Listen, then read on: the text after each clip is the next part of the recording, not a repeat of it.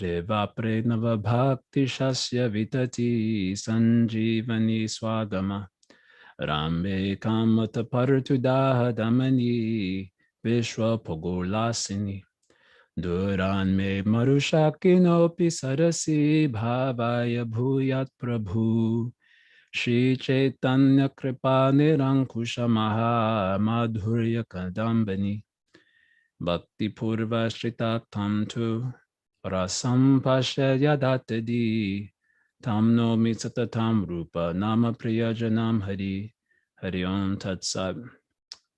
So today we want to cover the Panchami Amrita Vrishti, fifth shower of nectar. The chapter title is Upalabdha Aswada, which means realization of taste. The subject matter is Ruchi Bhakti. The chapter, like the previous chapter, is quite short. As we've come to the stages of Bhakti post Anartha-nivritti, the chapters are relatively shorter and delineate more the subjective experience of those states and less techniques, so to speak, by which one can experience them. In other words, pre-Anartha-nivritti, there's a lot of sort of discussion about like application of bhajan, how one might do it, and sort of application of the technique. But post-Anartha-nivritti, there's a lot more discussion about the subjective experience of a person in or on that stage of bhakti, and less about the technique, so to speak, of getting there. So the chapters are relatively shorter because how much can be said about a subjective experience that is truly understandable. Even in material affairs, someone tries to articulate to you what they're experiencing subjectively. At best, you're getting like a facsimile of the experience at best. And depending on your degree of empathy, you can enter into that subjective world to a degree. But even then, the way empathy works is that hearing another person's story, something in you that was similar to their story is triggered. And then you kind of superimpose that memory onto the person's communication of their own subjective experience. And then you're like, oh yeah, I know what you're going through. But actually, you know what you're going through, or you know how you would experience that particular situation. And the, I guess, hope is that by proximity to that subjective experience, you can kind of understand what's going on. And this is like the best case scenario, even in material affairs.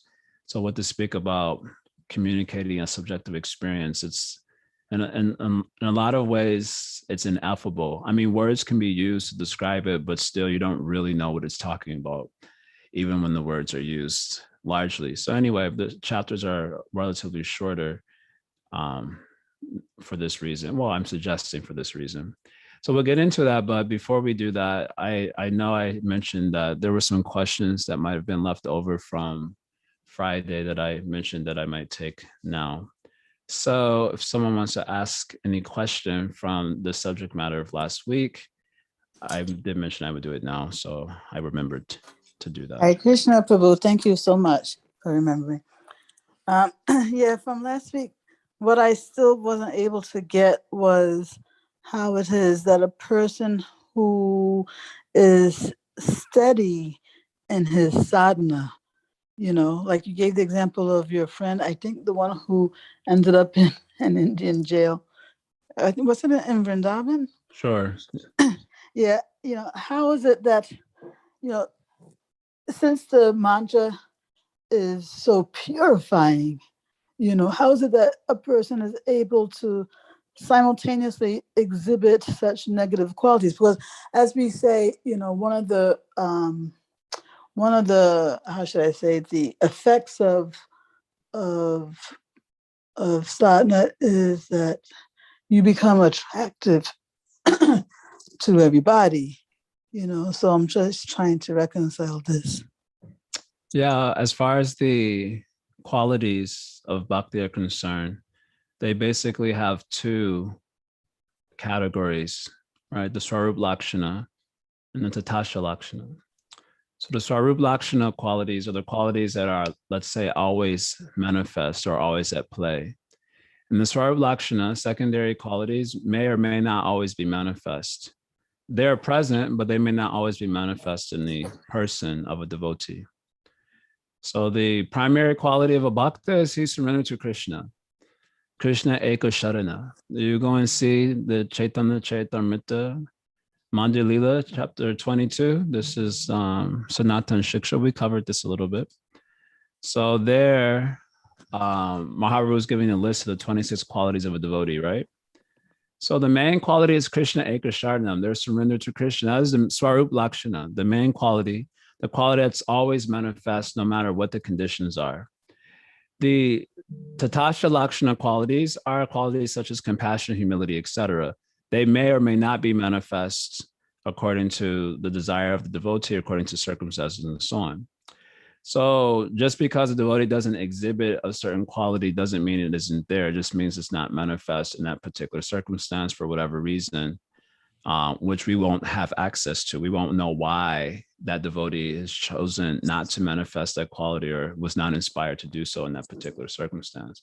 But his surrender to Krishna will always be manifest. So that is the main quality. So there's a devotee exhibiting bad qualities, but that could also be our perception. I'll give an example from Chaitanya Bhagavat. It's an example that I often like to reference because it's just fascinating. So we know from the 10th canto this story of Bhrigu Muni being conscripted, you can say, to determine who was superior amongst the trinity of Brahma, Vishnu, and Shiva. You know the story. It comes at the end of the 10th canto. Yes. So, he goes to his father, Brahma, and he makes a mental offense to Brahma. Brahma goes to embrace him and he kind of frowns his face, indicating his mental state. And Brahma becomes infuriated and is ready to kill him practically. And he's stopped by Mother Saraswati. Then Bhrigu goes to Shiva and he makes a vocal offense to Shiva.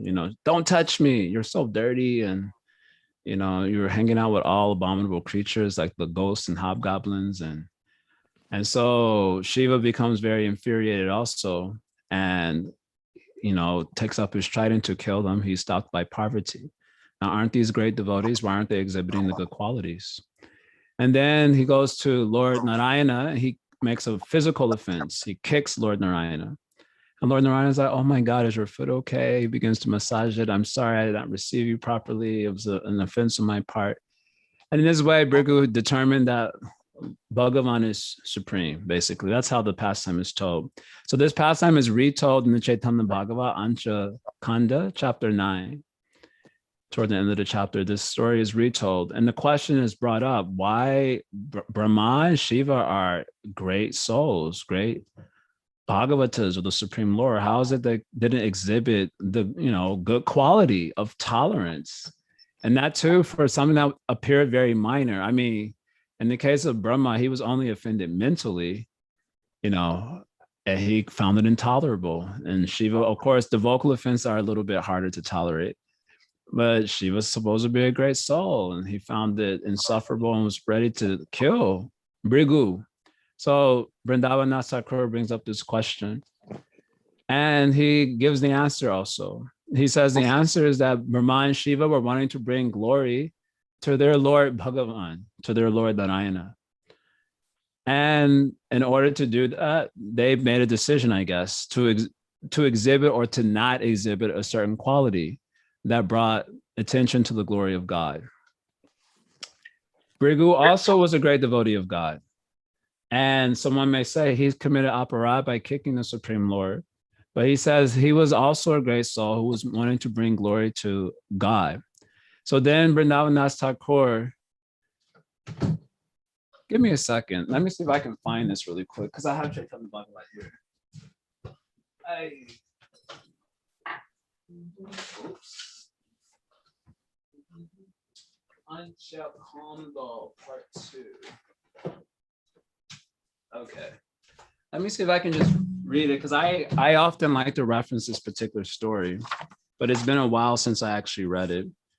My first encounter with this story, I mean, it was probably my second encounter with it, but the first where it really imprinted upon my mind was hearing Gaur Govinda Maharaj speak about this in his class, the Strong Bodhisattva Sangha, a very wonderful class that everyone should hear again and again and again. Okay, so coming toward the end of this pastime,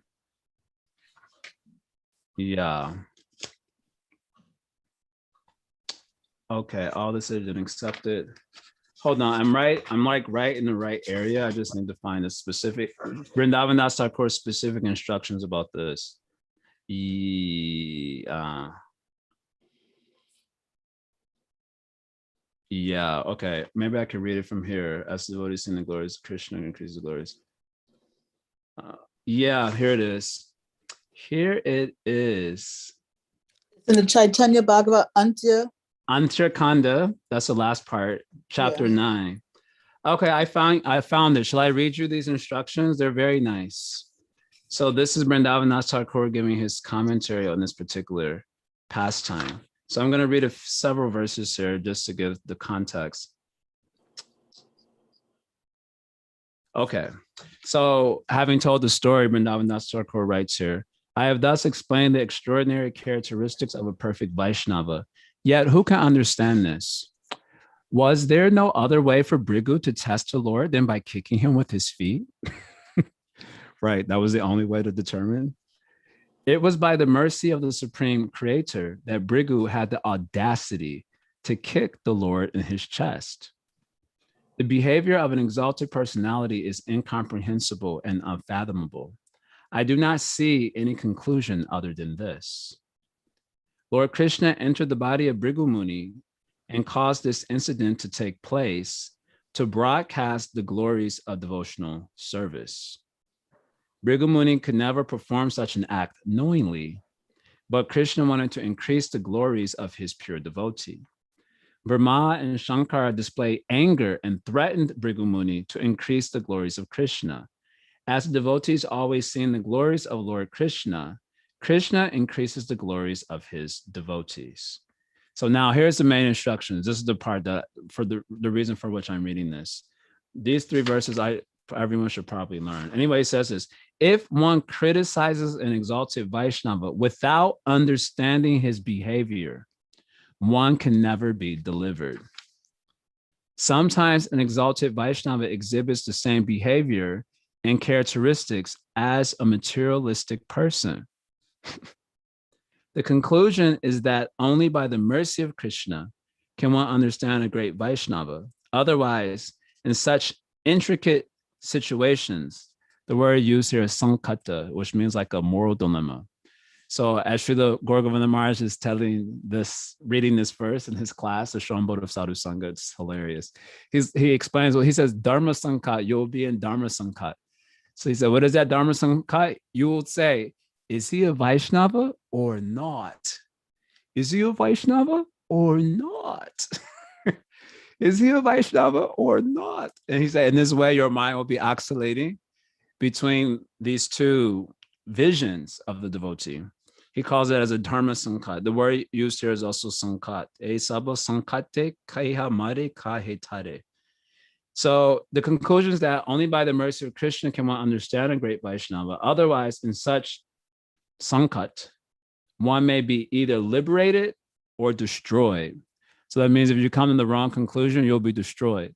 And if you come to the right conclusion, you'll be liberated. So who is that person that will be willing to take such a chance? You don't know what is the person's position. What is his adhikar, right? That is the previous verse. Adhikara Vaishnaveyo kare se karma. You don't know what is the adhikar of that Vaishnava. And your mind is oscillating between whether he's a devotee or not, or whether or not he's exalted or not. So suppose you come to the wrong conclusion, then you'll be destroyed. Would you be willing to bet your bhakti on that? Not knowing someone's, transcendental position and then making some judgment on them, and then your bhakti will be destroyed. Who is that intelligent practitioner that will be willing to make his bets on such a judgment of a Vaishnava. So how does one get out of this dilemma? So then Vrindavan Das Thakur gives instruction here. He says, I have found a wonderful solution to this problem. Yay, let's hear it. One should always glorify and behave humbly with all.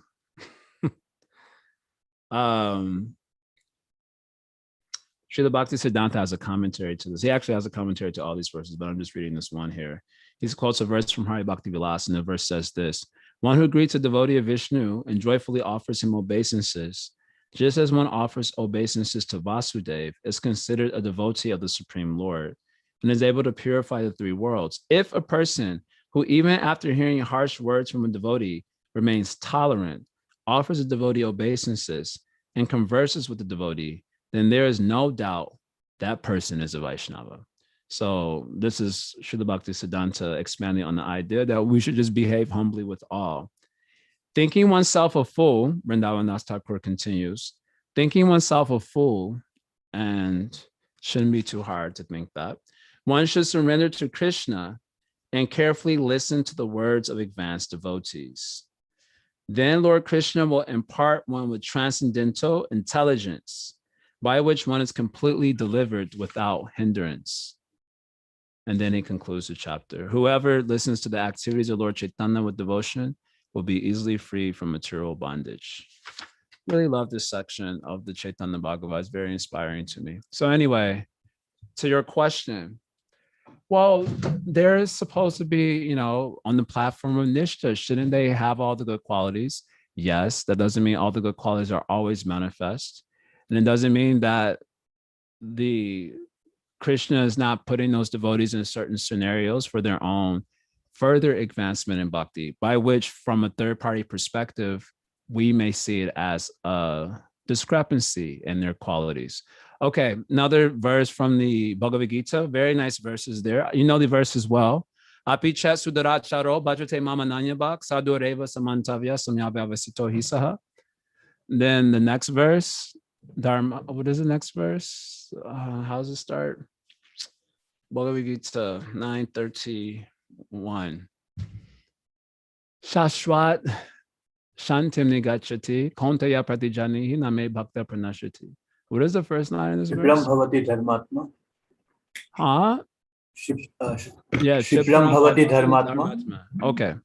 So these two verses, even if a devotee does the most abominable activity, if he exclusively takes shelter of Krishna, he should be considered a sadhu because of his fixed determination. He quickly becomes dharmic. Shipram bhavati dharmatma. He quickly becomes dharmic, the verse says, and shashwat shantam nigachati, and he attains the eternal peace. Arjuna declared boldly that my devotee never perishes. So you all are familiar with these two verses, very nice verses. So it's in Thakur Bhaktivinoda's line, a very famous story comes up about Srila Bhaktivinoda Thakur. I forget, this is in the context of a devotee dreaming.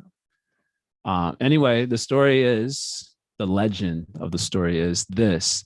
Srila Bhaktivinoda Thakur was apparently flying around the universe like Narada Muni, and he stumbled upon the great Mahajanas.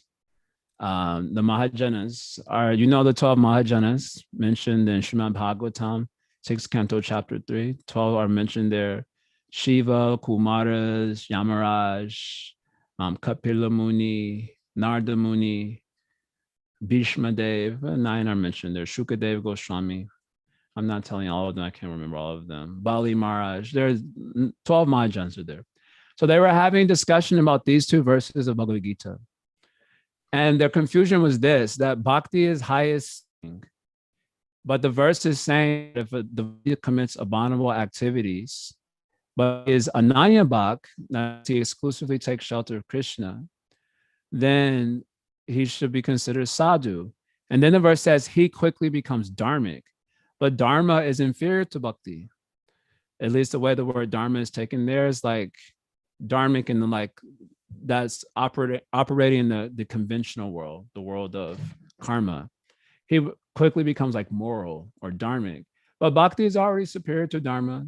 So how can this person who's taking shelter of bhakti quickly become dharmic? So the Mahajans were having some confusion about this. this so happens that Srila Bhaktivinoda Thakur was, passing by. So they called him down. Hey, Srila Bhaktivinoda Thakur, come down. So he comes and they put the dilemma before him. So Srila Bhaktivinoda Thakur explains that he quickly becomes dharmic, Shipram Bhavati Dharmatma, is not referring to the Bhakta who is taking exclusive shelter of bhakti, even though he's done some bhavanava activity, is not referring to that person, but rather it's referring to the person who's looking at that sadhu. In other words, the devotee has done some transgression, right? And so many people are seeing that sudharachar, that most abominable activity, they're seeing that and they're thinking something inside their head, right? So you saw Bhrigu Muni kick the deity. So you're going to be thinking something about that in your head, right? Oh, how he could kick how could he make this defense to Brahma Shiva? You'll be passing so much judgment in your head by seeing. So the person looking at the devotee, he is seeing. And what is he concluding? Is he concluding, oh, he is sadhu because he is a Nanyabhak. Samyak Vyavesito Hisa. He's fixing his determination for, Krishna consciousness. Do you see like that? Or you see he is not even a devotee. He is a nonsense rascal, whatever, you write some post on the Facebook. So how are you looking at the devotee? So it says, Shipram Bhavati Dharmatma. The person looking at this person, if he comes to the right conclusion that yes, he is a sadhu because he is a Nanyabhak, then he, the person looking at him, becomes dharmic. Shipram Bhavati Dharmatma. Shantim Shastrat Chantim Negachati. And he, the person looking at him, it quickly attains the eternal peace. In other words, he also becomes liberated or attains the spiritual world because he came to the right conclusion that this person is sadhu because he is a Nanyabhak. So, and then Krishna says, declare boldly that my devotee never perishes. So this is an interesting new revelation on these two verses of the Bhagavad Gita. And actually it fits very well here in this subject matter of Nishta Bhakti that's catalyzed this particular question. That you see a devotee, and let's just say he has Nishta. Well, we cannot know exactly from our third-party perspective what is the subjectivity of another, but let's just say for the sake of example, he has Nishta, but he's not exhibiting all the good qualities, or he appears to be exhibiting some bad qualities even. But he is a Nanyabhak. Like I said, Nishta. Maybe Krishna is doing something in his life, like he inspired Bhrigu Muni to kick Narayana, or maybe Krishna is trying to augment his humility because that's going to augment his love. And so he puts him in a condition by which he's cursed to die in 7 days because of an offense to a Muni. Whatever, who knows what's going on in the background? And we cannot see all that. All that is happening in the adokshaja domain, the domain that is beyond our sense perception. So who can say what is going on? So you can only know your own subjectivity because you have direct access to that, your own mental states and so on. So you're seeing that devotee is, wow, that doesn't look like a quality of a devotee necessarily. But he is fixed in his devotion. So then if you conclude he is sadhu because he's taking shelter of Krishna, then you will become dharmic. Shipram Bhavati Dharmatma, Shatram Chantam Nagachati. And this way you get so many instructions like this to view Vaishnavas. Now, sidebar here, when it comes to like communities, we often tend to think of these subject matters in the context of like how they play out in community dynamics. And that's what complicates the issue for us when we're thinking about it abstractly. In other words, it was like, but what if this person has done this and this and that in the community? Maybe they have a weird past with children or, whatever. And so you start contemplating in that context. And making the subject matter very much confused inside your head. These points of application they're meant for individuals who are trying to make progress in their bhakti. Community dynamics or social dynamics of how these things play out notwithstanding. So just because there's a community dynamic there doesn't mean that this point becomes less important. It becomes more important because that means your vision of Vaishnavas would be extremely challenged in those circumstances. And this doesn't mean that in all cases you may not have a fair judgment that's, empirically informed. Like you can see something with your sins, this isn't right, and so on. And so Rupa Goswami has also given us permission to discern between different levels of Vaishnavas. In the verse Krishneti Yashagirita Manasadriyeta, we are also given permission to do so. But we have to do so in such a way that our vision of the important part is maintained. The important part is the bhakti part. So Srila Sridhar Maharaj also would say that Vaishnava has his two sides, his human side and his inspired side. So we are to take the inspired side of a devotee, which is his Vaishnavism, and not just the human side, which is filled with the defects of human frailty and so on. So in this way, you have to reconcile these things together so that you will come out of it not being a sadhu nindi person, someone who commits blasphemy of sadhus, either in your mind or externally. So it's a juggling act. When we're a little less mature, we have to juggle all these things. Okay, I gave several ideas there. I don't know if you want to say anything more on that. No, thank you. That was very nice. It's of course it will still be challenging to but anyway, yes, that definitely helps. I wonder where we can find that lecture of Govinda Maharaj that it's there on YouTube. Someone can send it in the WhatsApp link, or I can do it after the class is over. It's called The Strong Boat of Sadhu Sangha. I've been recommending this class to devotees for probably like a decade now. It's just like, I haven't heard it actually in a couple of years. I need to go back and hear it myself. It's super inspiring, extremely hilarious. Srila Govinda Maharaj is funny. I mean, it's funny because you're not the subject, you're not the target of his chastisement. So it's kind of funny seeing it as a third-party perspective, and just beautiful class about how we should view sadhus. We really forget the privilege it is to be in the association of sadhus, even for a moment. Tulayama leve napi naswarga napunar bhavam bhagavat sanghi sangasya martyanam kimutashisha. To have sadhu sangha, even the sangha of a sadhaka, what to speak of higher level devotees, to have a moment's association even of a sadhaka, this is Sri Vishwanath's commentary, is more valuable than Swarga Loka and liberation. So it's a great privilege to have the opportunity to associate with devotees, but because we appear to get a lot of it, familiarity breeds contempt. So we forget the good fortune of our privilege. And then we start complaining, like Americans, all the time complaining about America's this, America's that, blah, blah, blah, but they don't live in other places. They don't know how hard it could be. And therefore you're in a place, I'm sure America's jacked up. I'm just saying, conventional. A lot of people who do a lot of the complaining, they don't strike me as persons who have first really appreciated the privilege of being in a place like America. Okay, American governments are doing this and that. They need to be rectified and challenged, probably 100%. I wouldn't doubt that at all. That isn't any less true for other countries, though. So given that this is the case, our younger generation, we lose sight of the privileges that we have, and we begin to manufacture issues. Just like there's this Native American saying, apparently the saying is, a rich man is a person who eats when he wants to, and a poor man is a person who eats when he can.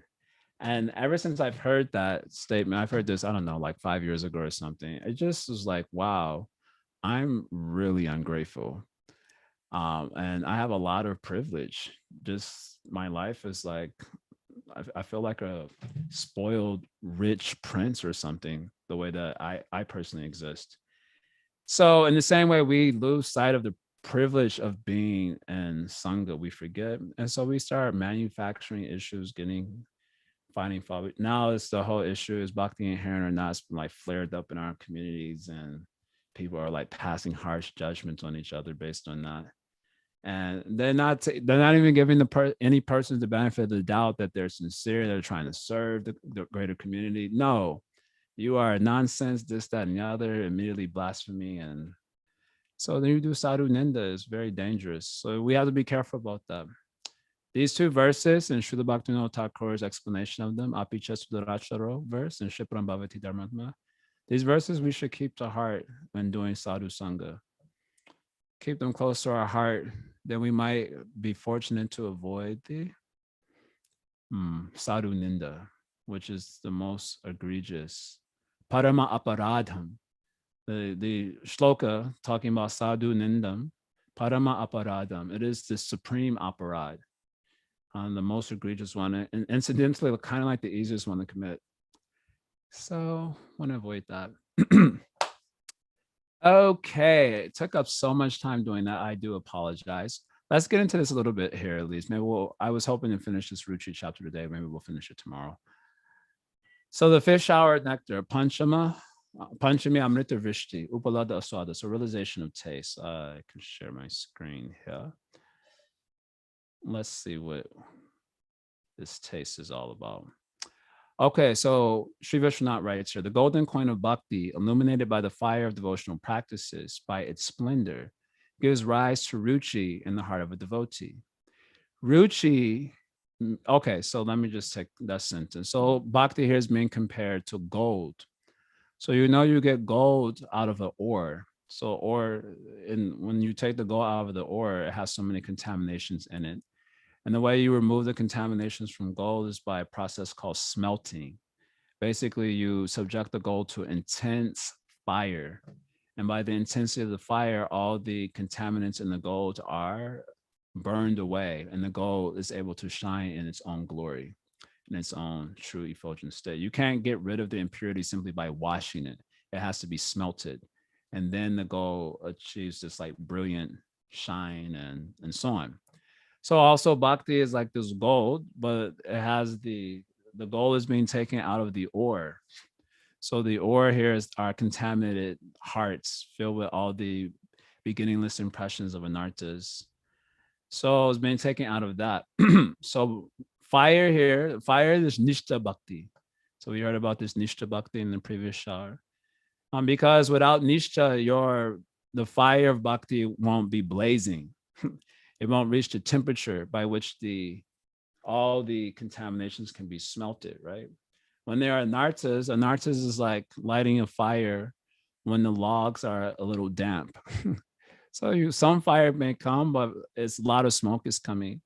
And then that fire has to first dry out the log. Then when the log becomes dry, then the fire can catch properly and begin to blaze. So without nishtita bhakti, the fire won't be blazing. And then how you will get the ruchi. So this nishtita bhakti is like compared to here like fire.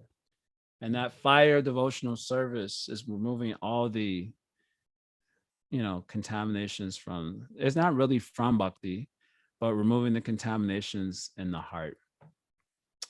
And so bhakti can shine resplendently. And when it begins to shine that way, one comes to the state of subjective experience known as ruchi bhakti. Okay. Nice verse is actually quoted here in this regard by our commentators. Yeah, I think this is an appropriate place to mention it.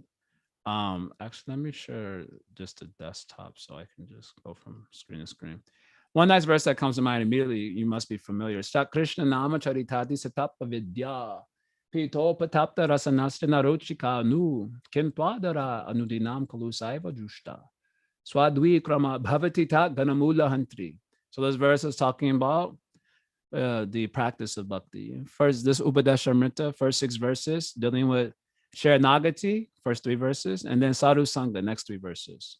Because Sharanagati, Sadhu Sangha is the doorway into the house of bhakti, right? So first 3 verses, Sharanagati, next 3 verses, Sadhu Sangha. Then verse 7 is bhakti proper, you can say. So what does this verse inform us? Well, Krishna Nama Charita Adi Sita Api. Although the name of Krishna, his characteristics, etc., his Nama Guna Lila, it's Sita, is sweet like sugar candy. Unfortunately, although it is sweet like sugar candy, avidya pito patapta rasanasana rochikanu, because of the beginningless ignorance. We don't, the tongue is not able to relish that sugar candy. Rather, that which is sweet, we are taking to be as bitter, right? So that is Krishna consciousness in the beginning stages. First, it is medicine before it becomes our food, right? So we experience Krishna consciousness as medicine, like taking the Tylenol. Or when I was growing up, we have Tylenol that would have like bubblegum flavor, strawberry flavor, grape flavor. It was disgusting no matter what flavor it was, because it's medicine. So in the beginning, we're experiencing Krishna consciousness as medicine because of the ignorance. But the solution for the jaundice is sugar candy, apparently. That's some Ayurvedic treatment of jaundice. But the sugar candy is tasting bitter. But as you keep taking the sugar candy under the guidance of the Ayurvedic doctor, then the jaundice is cured, and then you can taste the sweetness. So applying the angas of bhakti under the sadhu vaidya, the spiritual physician, Sri Guru, you take this holy name, etc., of Krishna consciousness. Kintwadara adunidam. Daily, you should take it with respect, adharat, with respect, with attention, assiduously. Assiduously, is this a word? Sometimes I have these like vocabulary words in my psyche, but I forget their actual meaning. Yeah, showing great care and perseverance. Okay, that's a good word. Assiduously. So the word adara means just assiduously. I think I saw this word also in Srila Bhaktisiddhanta's commentary. If you take it every day, assiduously, kalu saiva jushta, sadvi kraman, then you'll gradually be able to taste the sweetness. Why? Bhavati tat galamula hantri, and the tat galamula hantri. So the disease is destroyed at its root. That means avidya gets eradicated. And you can taste the sweetness, right? So the idea here is that your Nishta Bhakti is like fire, as we say these days. And because of the fire of your Krishna Bhakti, then you come to Ruchi platform, you can taste. Nice 2 verses from Srimad Bhagavatam. Same analogy is given here. I'll just read the English here. They're very nice verses here. So just as gold, when smelted in fire, gives up its impurities and returns to its pure, brilliant state, similarly, the spirit soul absorbed in the fire bhakti yoga is purified of all contamination caused by karmanushayam, previous fruit of activities, and it returns to its original position of serving me in the spiritual world. And the next verse, very nice verse. When a diseased eye is treated with medicinal ointment, it gradually recovers its power to see.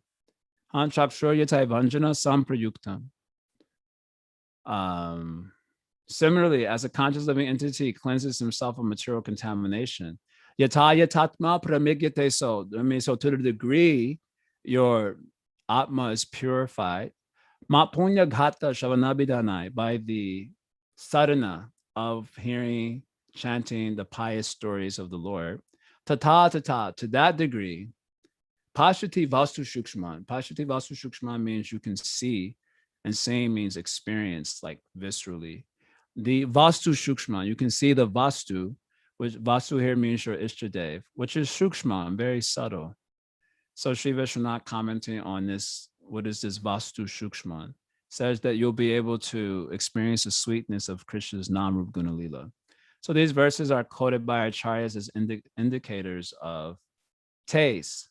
Vayam tu nave chipyama uttama shoka vikrame yashrimvatana sagyanam swadu pade pade. At the very outset of the Srimad Bhagavatam, first canto, first chapter, the sages are saying to Sudha Goswami that we never tire of hearing these narrations for which we are inquiring about.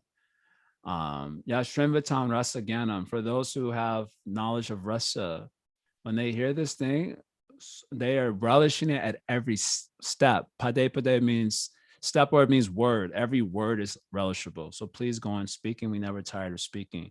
So this comes up also in the discussion of this Ruchi Bhakti. So here, anyway, that's our analogy. Ruchi means a special taste in every devotional part, such as hearing, chanting, and so on. Devotional part means devotional angas. So Ruchi means a rochakatvam. The word is used, rochakatvam means like a relish of the bhakti angas. So in Ruchi Bhakti, Your taste is for bhajan, shravan, kirtan, smarna, etc. You have intense attraction to bhajan. This sentence becomes more clear in its contradistinction with asakti, which we'll hear about next time. This sentence makes more sense in that context. But anyway, it should be noted that ruchi means you have a special relish of doing bhajan, such as hearing, chanting, and so on. Sri Jiva Goswami in his commentary to about Ruchi Bhakti and the sequence that Rupa Goswami gives says Ruchi Abhilasha Kintu Buddhi Purvakam. That Ruchi means Abhilasha, it means desire. And Jiva Goswami later on indicates in his BRS commentary that this Abhilasha, which means desire, right? Anya Abhilashita Shunyam. So Abhilasha is not the enemy in Bhakti. The enemy in Bhakti is Anya Abhilasha, Anya Abhilashita, other desires, then the desire for Krishna. Those desires are the enemies, but desire itself is not the enemy. If you go to Gyan Mark or even Nishkam Karma Yoga Mark, Kama is presented as the enemy, right? In Bhagavad Gita chapter 3, Krishna speaks about Kama as the enemy. Desire is not the enemy of the bhakta. But the bhaktas have different categories of desires. Abhilasha, Ruchi Abhilasha, tu kintu buddhi purvakam. So Jiva Goswami said there are three types of Abhilasha. Anukulya Abhilasha means a desire for favorableness to the Lord. That is the very root of bhakti, as we heard in the beginning of this discussion of Madhurya Kadambini. Then there's Sohardya Abhilasha, the desire for intimacy with the Lord in a specific relationship. And then there prati abhilasha, the desire for attaining the Lord. These three types of abhilasha.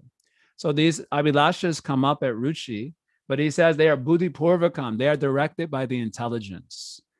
So that is interesting point. And this will also be contrasted against asakti, which is more spontaneous. There's desire for these things in relationship to the vastu, which is Krishna, but is directed by the buddhi.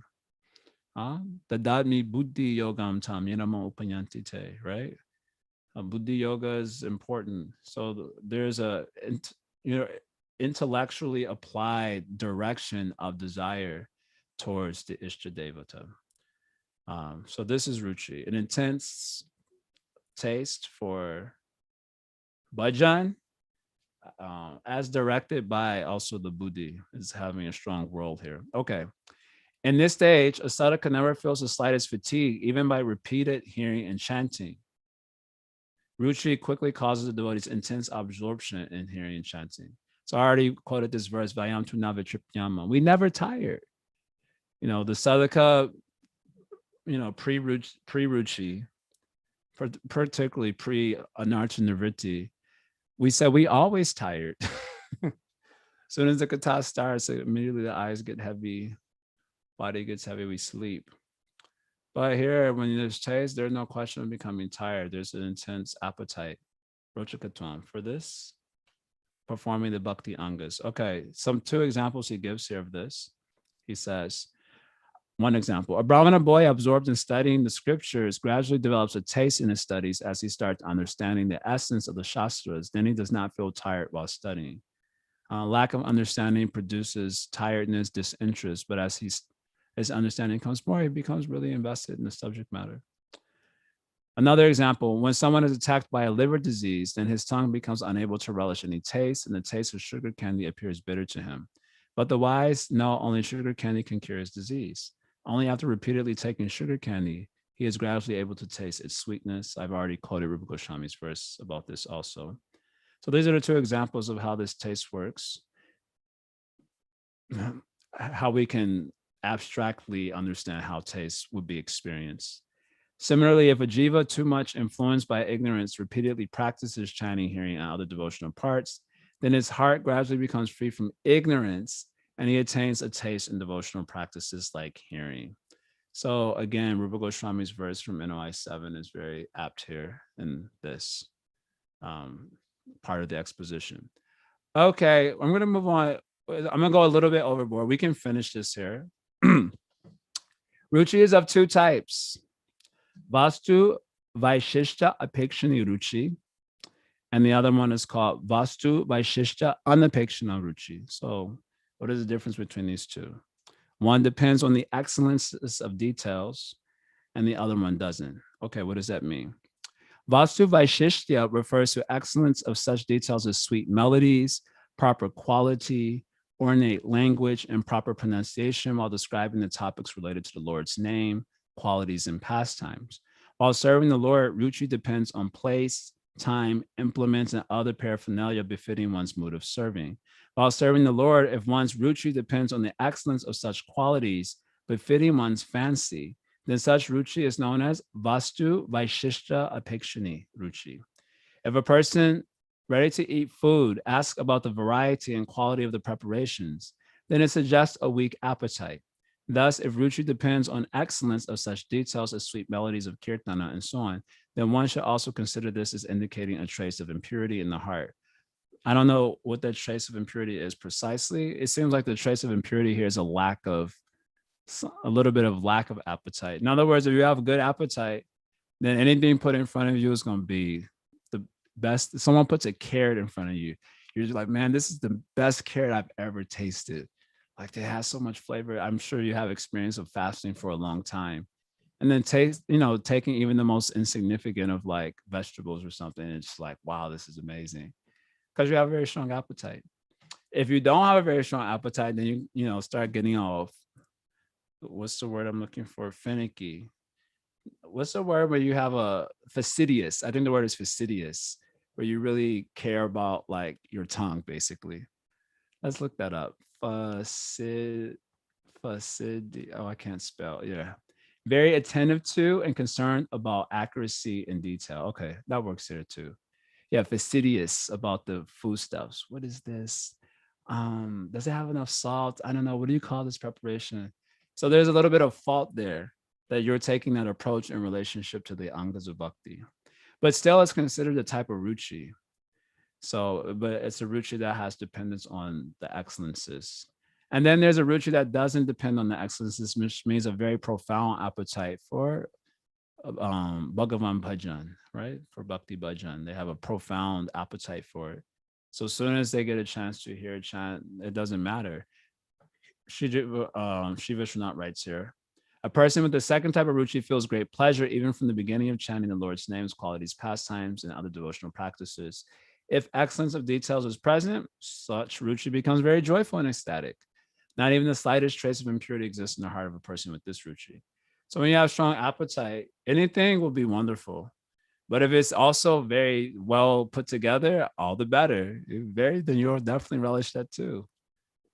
So this is the distinction between these two types of ruchi. Okay, this is the last slide here. He's kind of giving us a picture of the subjective experience of someone with ruchi. So I'm just going to read it because how much can be said here? This is what's going on subjectively. And this is the end of the chapter. A sadhaka having attained ruchi says to his friend, "Oh friend, giving up the nectar of Krishna's name, why are you absorbed in acquiring wealth, which is attained after many efforts and makes one worry for its security? What shall I tell you? Shame on me. I am such a sinful person that though I received the most precious jewel of bhakti by the mercy of Gurudev, I kept it tied in the knot of my cloth." I think this is a reference, if you have dhoti, you're walking around India, and many times some insignificant thing you'll put like in a front knot in your dhoti. There's some risk it could fall out, but usually you roll it up nicely. But it's something, you don't put something that's you very much value in that front knot, but something that is a little bit insignificant, you put it in the front knot. So he's saying that's how I treated bhakti, like this little insignificant thing, put it in the front knot of my dhoti. So he's repenting here. Not knowing its value, with the desire for a tiny speck of false pleasure, I was searching for a broken, I don't know how to say this word, cowrie. Sounds ghetto when I say it. I was searching for a broken cowrie shell on the shores of the ocean of material affairs. Thus, I merely wasted my life wandering here and there. Without practicing any of the devotional parts, I simply show laziness. Oh, I am such an evil person that until now I relish bitter false gossip as if it were sweet nectar. and remain apathetic to chant the holy name, qualities, and pastimes of the Lord.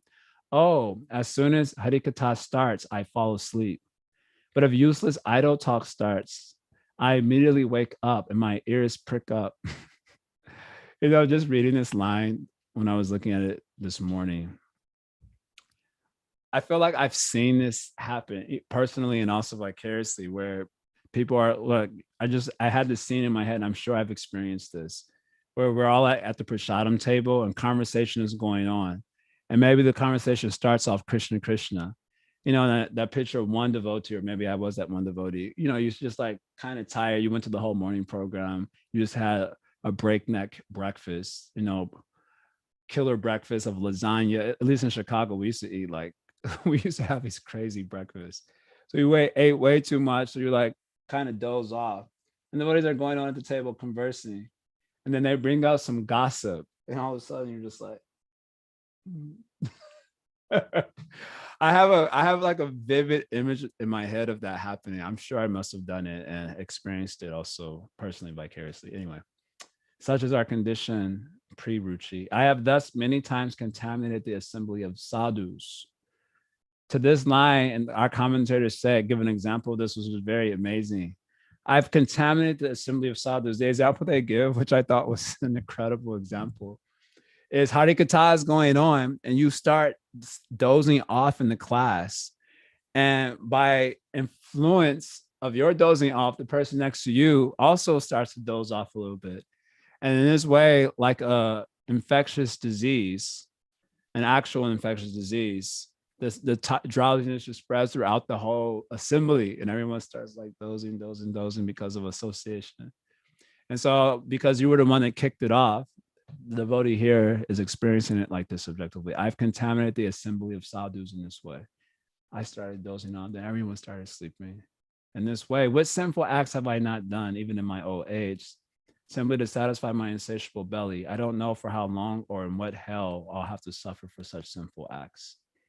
That's how he speaks. This is the subjective experience of someone with ruchi. In this way, the devotee repents. Sometimes, like a bee, he repeatedly relishes the nectar of the fruit of the Mahopanishad desire creeper tree, which is the holy name. He praises such transcendental topics and sits in the assembly of the devotees, giving up all material talks. He enters the abode of the Lord and becomes firmly absorbed in the pure service of the Lord. To the ignorant people, he appears like a crazy man. Interesting. For teaching the new, this last statement here, this is the final statement of the chapter. It's very interesting. For teaching a new dance step of the bliss of bhajan, relished by the devotees, the dancing instructress, Ruchi, personally takes him by both hands. Thus, he experiences an extreme, unprecedented bliss. Who can describe the limitless bliss he will experience when, in time, the two gurus of dance, Bhava and Prema, will make him dance? What's interesting, okay, some final thoughts on this, and then I'm finished. First thought is that the ability to lament, as this devotee is lamenting, seems to be the influence of the attainment of ruchi, because of the contrasting experience of such ruchi against the beginningless black backdrop of ignorance, right? In other words, without having such a contrasting experience, it's hard to subjectively lament what you don't know is a problem, right? Just like sometimes we read the bhajans of Srila Bhaktivinoda Thakur and Sharanagati, right? The Danya section, and it's like these profound laments. You can call them sorrow songs. There's historically a section of songs known as sorrow songs related to the Black South when escaping slavery and so on.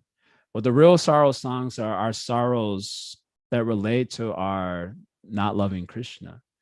As Srimad Bhagavatam mentions, the jivas in this world, we have cried an ocean of grief comprised of our tears. And all of that is due to not the beginningless or the absence of awareness of God. So that's our beginningless experience.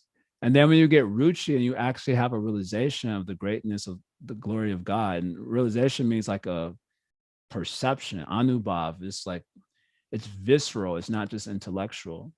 Then it's very easy to lament because of the contrasting experience. But without the contrasting experience, it's very hard to enter into those bhajans. Of course, we sing them to help us get like a proximal, a proximal connection with that subjective world. But it's hard to really enter into it because you can't lament what you don't know is really a problem. Or if you only know it intellectually, but not viscerally, it's very hard to lament. Sidebar, this is usually why suffering has to increase for us to appreciate what is the real problem in life. In any case, it seems that this ability to lament genuinely in this way is a result of a fully, you could say it's the result of Ruchi Bhakti. And I want to suggest here, and this does seem to be the suggestion of Srila Bhaktivinoda Thakur in a lot of his books, that a fully erect Sharanagati happens at the stage of Ruchi Bhakti. In other words, Sharanagati, Shraddha is characterized by Sharanagati, but that is just like the beginning foundation of Sharanagati. And the Sharanagati has to increase. And then when it increases to the stage of Ruchi, it's kind of like a fully blossomed Sharanagati. And in that fully blossomed Sharanagati, we're being informed here that there's such amazing subjective states, which do appear as laments, but even these sort of sorrow songs, they give pleasure also. Even when you're depressed in the mature world, sometimes you like to listen to sad music and it gives pleasure, right? So it's beautiful. Final thought here is that this Ruchi is also like an instructor, which is it's just really like a side comment from Sri Vishwanath, but I find it to be interesting in relationship to the idea that Ruchi is guided by the intelligence, we're told by Jiva Goswami. And I connected that idea to Krishna's point in the Gita that I will give intelligence by which you can come to me. So Ruchi Bhakti seems to be the state of subjective experience in Bhakti where you have a lot more spontaneous guidance from within. In other words, until we get to Ruchi, we require tons of support from outside, that is Sadhu Sangha. But as we come to the stage of Ruchi, we get a lot more intuitive insight from within by which we can make further progress in Bhakti. So Ruchi is an amazing attainment, clearly. May we all be blessed to one day attain Ruchi Bhakti. All right, so I'll stop there. I didn't really go overboard because I opened up with Q&A today. So I know it's 9:15, but I didn't really go overboard. Okay. It doesn't look like there are any questions in the chat box. Mukunda says, idle talk invigorates the soul. Unfortunately, this is pre-anarchana vritti. Well, if you attain artha pravritti, Ruchi Bhakti, one laments this thing. Okay, so I don't know if anyone wants to ask anything final, if everything is clear. Can you repeat the 3 Sanskrit names of the favorable desires? That was actually my question also. Not just the Sanskrit, but the English. The first one is called Anukulya Abhilasha, which means the desire to be favorable towards the Lord, the desirable for favorable activities directed at the Lord. The second one is called Sohardya Abhilasha. Abhilasha means desire. So Sohardya Abhilasha is desire for friendship or intimacy with the Lord. Usually for Gaudiyas, that means in a very specific relationship. And the last one is called Prapti Abhilasha, the desire for attaining the Lord by actual face-to-face meeting the Lord. So I would have normally thought that the last one would have been kind of included in the friendship, desiring friendship. You said desiring friendship means desiring intimate relationship, right? Yeah, some intimacy with the Lord. So that's distinguished from that face-to-face thing? Yeah. Okay. Mm-hmm. You know, when you attain Bhav Bhakti, so there's a type of prayer called Lala Samayi, right? In the Angas of Bhakti, one category of the Angas called Viknapti, right? which means to submit to the Lord. Submission means like to submit a report. Like we're submitting a report of our consciousness to the Supreme Lord. It's like a prayer. So there are three types of vignaptis. And one type is before you have bhava, it's basically like a prayer for bhav bhakti. And then one type is after you have bhava. It's called lalasamai vignapti. So in lalasamai vignapti, you already have bhava. So you already know internally what is your sthayi bhav, what is your desire relationship with the Lord. So you have the desire for that intimacy. That is called lalasamai, like a greed. For I have a desire for fanning the Lord. For example, if you read the prayers of Narottam Das Thakur, Prarthana, he'll have all sorts of desire. I desire to fan my Lord and Lady with charm or fan and so on. That's called lalasamai or sohradya abhilasha. But then it's actually attaining the Lord and fanning him. That's called prapti abhilash. And so a slight distinction is there. So before bhava, you might have the desire to fan him, but after bhava. So before bhava, you have a desire for bhava. Right. After bhava, then you have a desire for a very specific sort of seva. Because now bhava means sthayi bhav. So sthayi bhav is 5 types. So in sthayi bhav, you have an anubhav, you have a realization of your relationship with God as friend, lover, etc. So then with that relationship comes desires for certain specific sevas. But then it's actually attaining that, right? So the desire is there, the eagerness is there, but then you have to actually attain it. So some distinction is there. So that second type of desire, that's the desire for that intimate relationship. That's actually the desire for bhava. You can say that. I'm taking it. You could take it as a desire for bhava, and or take it as a desire for a specific sort of service relationship with God. So 2 types of vignapti are there. So probably both can fit there. This is a philosophical conjecture though, but it works. It can be demonstrated.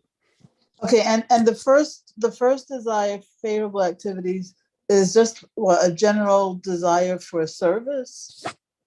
Yeah, anukulya just means favorableness towards the Lord. It's just like that's the root of bhakti. We heard this in the beginning of the Madhurya Kadambini. The very root of bhakti is this favorableness toward the Lord. So that desire is there. That's just foundational.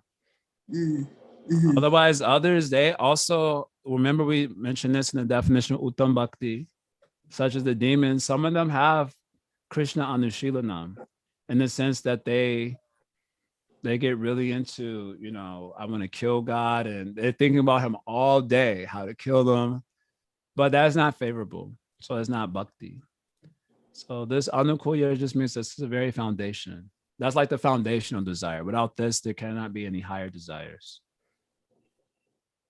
Okay, thank you. All right, Sid's got a question. Haribolo. Hare Krishna, Prabhu. Oh, the Sid Hari. I thought you were another Sid. Okay, Haribolo. Hare Prabhu. Prabhu, I had a question that when in the pastime of Brahma going behind her own daughter, Vaka, at that time the sages, I was just reading that passage recently. The sages come and they make a comment. How does it happen? And nobody in the previous kalpa or even in future is going to do such a behavior, and they make that remark. So I was wondering, what, you can say, are they stating the facts, and would that be considered criticism? And then they offer a prayer to Supreme Lord for mercy or protection. So somebody may think, hey, they're being criticizing in a hidden manner. Oh Lord, please protect us. Isn't it?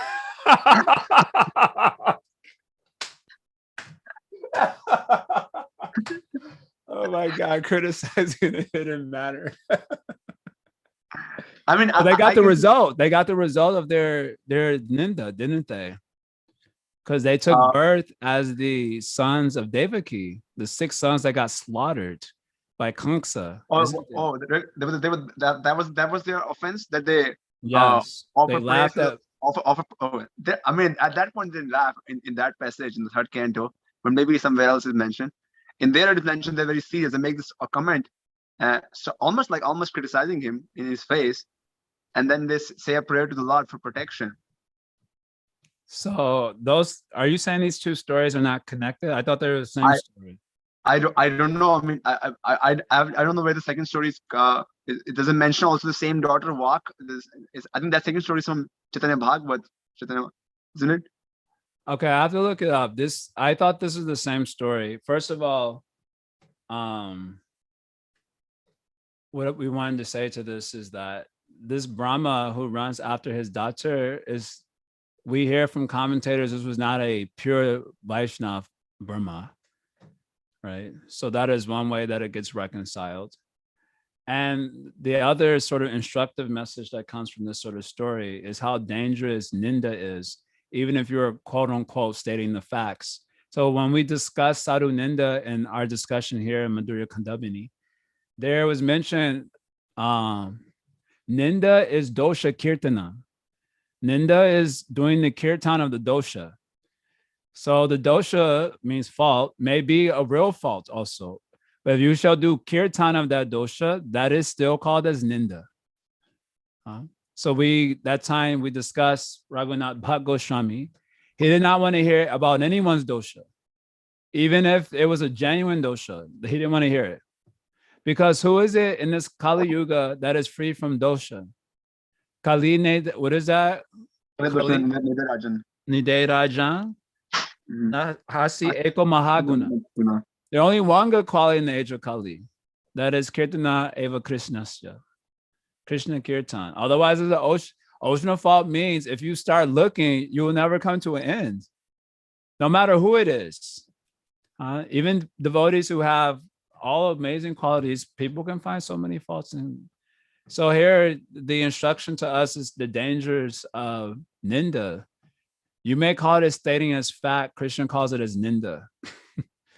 So you get the result of your ninda in the form of either taking birth to be slaughtered, or in the worst form of it all, really taking birth to be slaughtered is actually a benediction. The worst form is the heart becomes so hard that you don't mind doing ninda. That is the worst result, that the heart becomes so hard that you become completely apathetic to the idea of sadhu ninda. You say, there is no sadhu, how is ninda possible?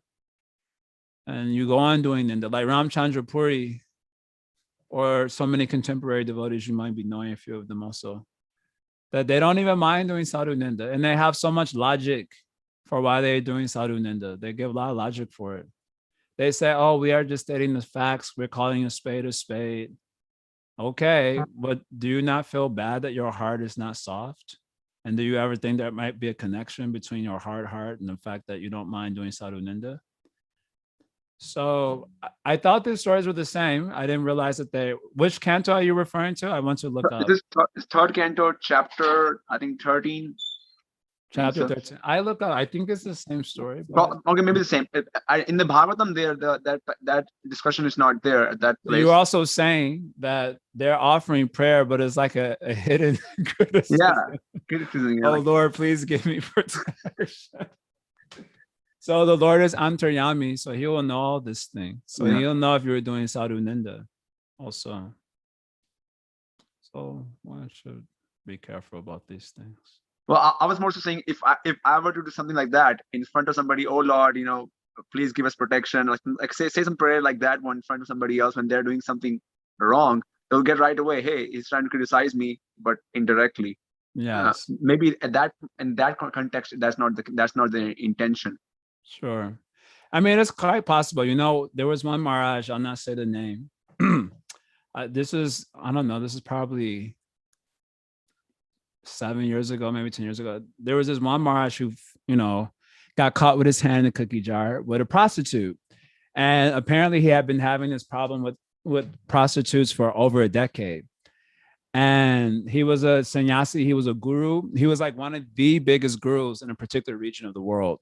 Like one of the biggest, most popular gurus in this particular region.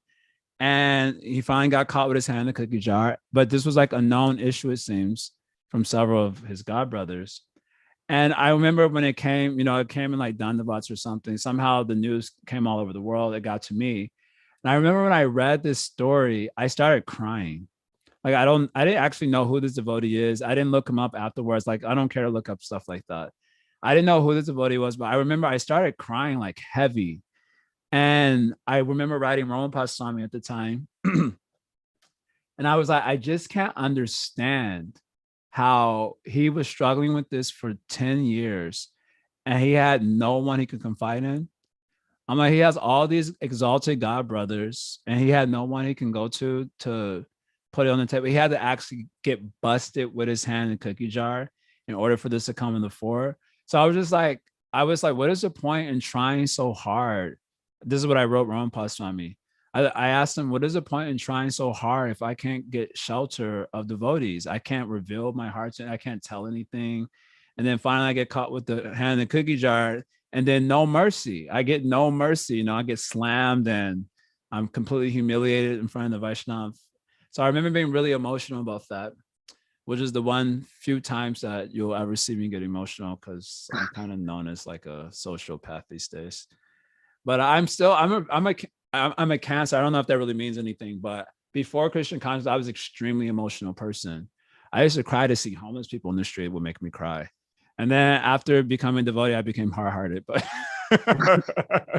thanks to Brahmacharya training. But in any case, I remember crying like heavy on this. And I remember Ramapada Swami, he was in Mayapur at the time. So he prayed, he said, I'll pray in the Shinga day for you. And then when he came back to America, he brought me some gifts of Nrsinga Day from Mayapur. And that, yeah, it's a very sad thing that you said. This is very true. And so if you're praying, my reason for bringing this up is to say, if you're praying, you know, like Krishna, help, because I like that cookie too. Like, I'm not gonna even lie, that cookie is very appealing to me and I want to eat it. And so you're praying that spirit, Krishna knows what's going on in the heart. So then, although you're triggered by this devotee's trouble, your heart is genuinely calling out for the grace of God. But if you're triggered by this devotee's thing and you're like, man, yeah, Krishna, protect me from eating that cookie, you know, Krishna, Baba Grahi Janardana, he knows what is the bhav that the prayer is being offered. And you'll get the result. And bhakti is being performed in front of Krishna at all times. So you'll get the result of your attitude. Thank you, Prabhu. Yeah, Ramapada Swami's answer was like that only, that, yeah, this is very sad. What you say is very true. And then he said, I'll just pray the Nrsinga Day for you. I probably can find my letter, actually. It was an email I sent many, many years ago. Okay, we'll stop there for today. Hari Om Tat Sat. Thanks a lot. Shri Vishwanath Chakravarti Thakur ki jai. Shri Madhurya Kadambini ki jai. Shri Prabhupada ki jai. Gaur Premanandi Haribo.